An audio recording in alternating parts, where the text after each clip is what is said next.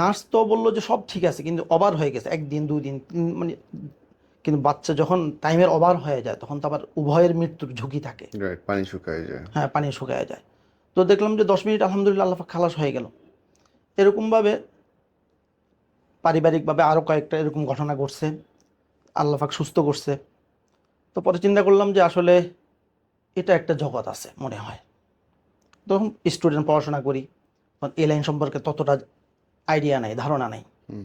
তখন যখন দেখলাম যে বাস্তব প্র্যাকটিক্যাল সুস্থ হয়ে গেল বা খালাস হয়ে গেল, যখন নার্স বলল যে সব পজিশন ঠিক আছে, কোনো সমস্যা নাই, কিন্তু ব্যথা হচ্ছে না, কিছু হচ্ছে না, হুম। তখন তো আলহামদুলিল্লাহ।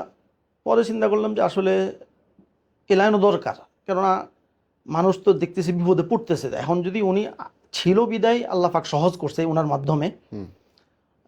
তো আমারও কিছু জানা দরকার। দেখা যাচ্ছে যে উনি মুরব্বী হয়ে গেছে, জিনার কাছে গেছি, উনি তখন মুরব্বী হয়ে গেছেন। হুম। তো হঠাৎ উনি চলে যাবেন বা মরে যাবেন, মৃত্যু তো সবারই হবে।